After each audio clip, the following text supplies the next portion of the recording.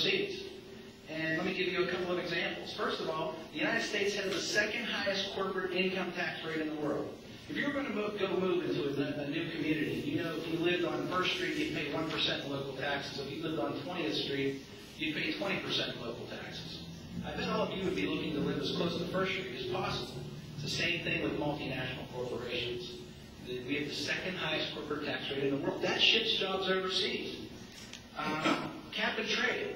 Cap and trade would be devastating, not only to Western Pennsylvania, but to the United States industries. That will artificially inflate our energy costs. That will ship manufacturing jobs overseas. That's what the administration that he comes from is in favor of. This health care bill is a terrible bill and kills jobs. We have now the current administration admitting that it kills jobs because they have already allowed McDonald's and 39 other organizations exempt from many parts of the health care bill. Why? Because they admit it kills jobs. Those things ship jobs overseas. And we have crushing regulations in this industry. I mean, with a lot of industries, healthcare, auto, farming, banking, they all tell me the same thing. They tell me that they are the most regulated industry in America. The fact of the matter is every industry is overregulated, and that ships jobs overseas. Thank you. After the questions have been asked, addressed, and rebutted, we will leave it to your discretion if you want a 30-second rebuttal. Is that acceptable to both of you? Sure. Instead of my discretion, it will be your discretion if you want an additional 30 seconds. The next question will be directed towards Mr. Burns.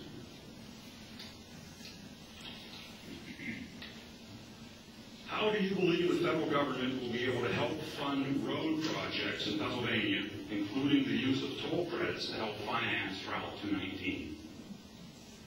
Well, you know, infrastructure, I believe, is one of the few things that I think the federal government should be spending money on, spending more money on. There's a tremendous amount of waste in government, and in this stimulus bill, we were told that there was supposed to be billions of dollars that went towards infrastructure. And what we found out now that money has not gone to infrastructure. We've actually had Obama say that, well, there really isn't any such thing as a shovel-ready project. After that's how he sold the whole stimulus package to begin with.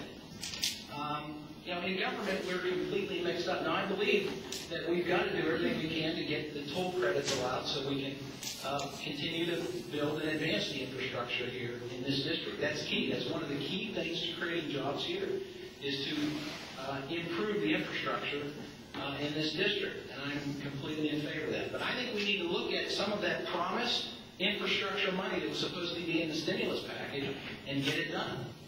Thank you. Do you need a question? No. It's about 219. Floyd County lived with about 219 for the last 10 years. We've been working on 219, as you know, for many years. And when the toll credit language was taken out of the last highway authorization bill, it came as a tremendous surprise. And we've been fighting ever since to try to rectify that. And what I can tell you is I've signed on the legislation with Chris Carney from Eastern Pennsylvania to add the toll language back into the transportation bill so that we can use those toll credits to pick up that last $35 million to finish the section from Somerset to Myersdale. Then we have to go to work on Myersdale to Route 68, because once we get that complete, we'll have 3 major east-west corridors hooked up to 219, 68, the Turnpike, and 22. And I've also sponsored legislation to put Route 219 north of Evansburg onto the Appalachian Regional Highway system so that we can start moving it towards I-80, because as many people in this room probably know, you know, Route 219 was chosen as Continental One. It was supposed to be the major trade corridor from Canada to the eastern seaboard and south. And, you know, this is something that we need to work towards. And there's not a person in this room that doesn't know that it takes years and years to do this, and it takes a lot of effort. But I've been there working with the county commissioners, the local officials, and I look forward to continuing that effort. You know, it was sad when the toll credit language was taken out, but we're working to get that again. 219 is critical to economic development. Would you like 30 seconds to vote? Yeah, let me just make one point.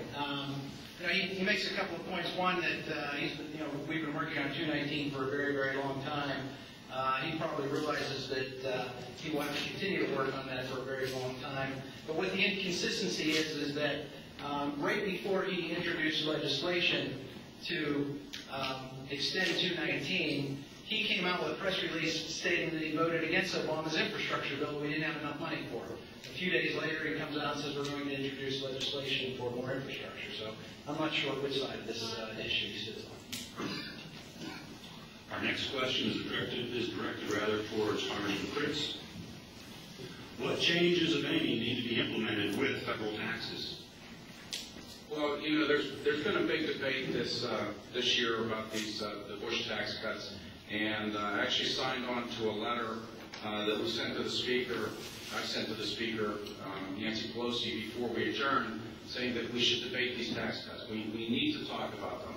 Unfortunately, the leadership didn't bring them to the floor for debate, but we will be talking about them in November when we go back in session on November 15th, because we have to address this. Our economy is in a tenuous position, and allowing these tax cuts to just arbitrarily expire, like the Republican leadership that passed them in the first place had planned, would be irresponsible. So I think we should look at these tax cuts, and I do truly believe that we should continue the tax cuts for the middle class.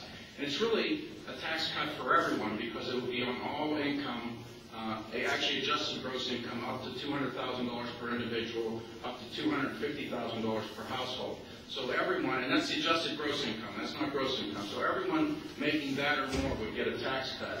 But I do believe that we should allow the expiration of the ones on the very wealthy. And for those of you who don't know, that would only affect 0.5% of the people in this congressional district. Well, I appreciate that, and that's news to me, because the last debate we had, he made a comment, and he said that in this economy, the government needs revenue, and the Bush tax cuts are set to expire, and he believes that they should. So obviously he's come around to change his mind on that one, and that's good, because if these Bush tax cuts do expire, the average middle-class family will have to pay $3,771 in additional taxes next year. And that's unacceptable, especially in this economy, because I believe in this economy you should keep more of your money. The other thing is, he had an opportunity to vote on these Bush tax cuts, extending them before he recessed. Okay? They took a vote. Will we go into recess, or will we vote on these tax cuts? It passed by one vote to recess without taking a vote on the tax cuts. By one vote. He voted to adjourn. He didn't think it was important enough before they leave in recess to vote on that bill. But he did think it was important enough to introduce legislation the very same week, the last week before they adjourned, to rename a post office in Indiana after Jimmy Stewart. Now look, I love Jimmy Stewart. One of my favorite movies was It's a Wonderful Life. But I don't think that's more important in this economy than extending a tax cut that's going to have the middle-class taxpayer pay an additional almost $4,000 next year. Thank you. Would you like to rebut in 30 seconds? The next question is directed towards Mr. Burns.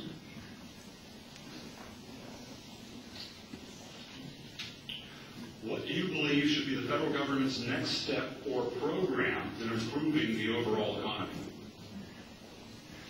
Well, I think the question should be, what shouldn't the government's next program be improving the overall economy? Like I just said, we've got to extend these tax cuts. They're not really tax cuts anymore.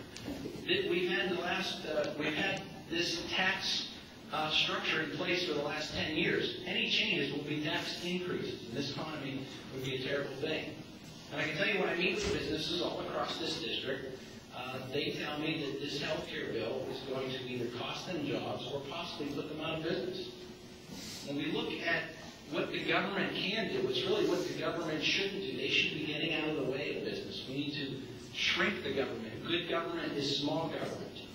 Okay, so that's what we need to be looking for, and not additional programs. Because I can tell you right now, the programs we have right now are spending away. We're spending ourselves into bankruptcy. We've literally stolen over $1 trillion from future generations of Americans, and we've thrown it away under the guise of stimulating the economy.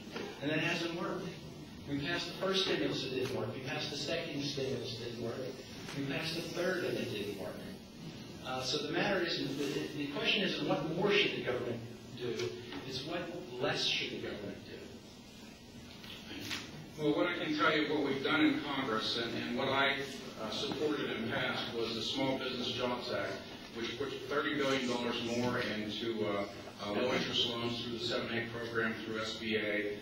We passed a tax cut for small businesses for their capital improvements, and we increased the cap to 90% so that the guarantee on loans would open up the field to more small businesses looking for jobs. One of the things that's been sitting, and they've been working on it, and it needs to come to the floor for debate, is the highway authorization bill. It's been stuck in committee. There's been a lot of discussion about it, how we get it out. But the Reauthorization Act is a huge jobs bill. I mean, it's about the future of our highway system, and the issue is the economy. You know, I think they're worried about what the impact is or how it's paid for. So there's a lot of debate going on. And I guess, having been in Congress now for a few months, one of the things that's frustrating is the rhetoric and the ideological debate.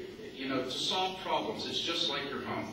If you can't sit down with people you disagree with and work out a problem, you're not going to get to a solution. It can't be this ideological debate where you draw a line in the sand and it's one side saying it has to be this way and it's the other side saying it has to be this way.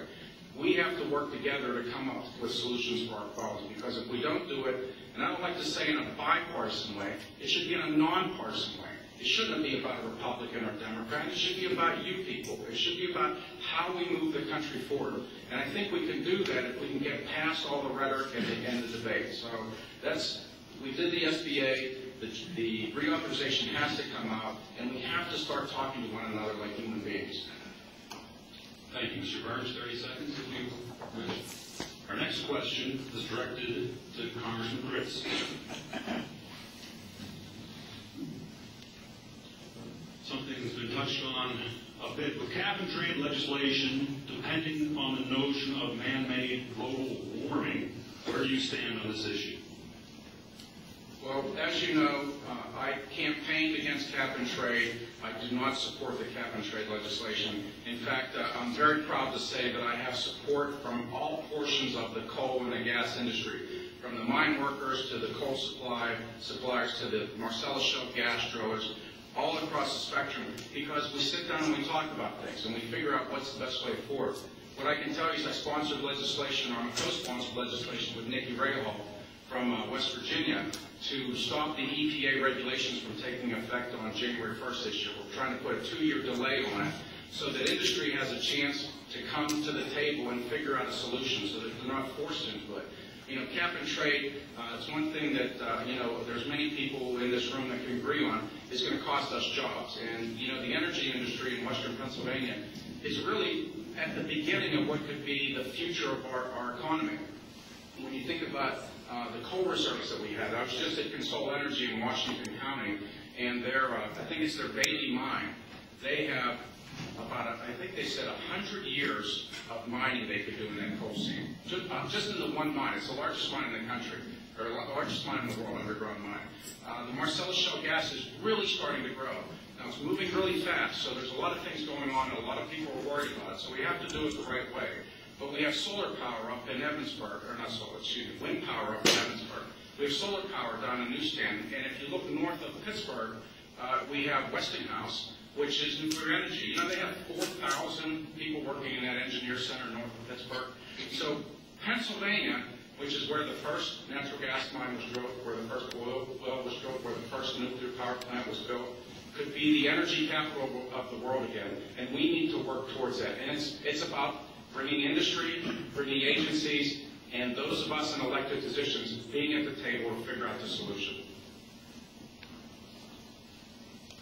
Well, to answer the question about global warming, man-made global warming, first of all, I don't believe in man-made global warming. And if I did, cap and trade would not be an appropriate way to address it.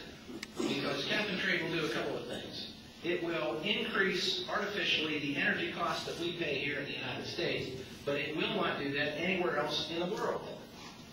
So, if we would believe, which I don't, that man is causing global warming through increased carbon, then all that would do is shift the carbon production from here over to China and India, where they don't have cap and trade imposed on them. What do you think the large manufacturing firms, companies from all over the world are going to do? Do you think they're going to come here?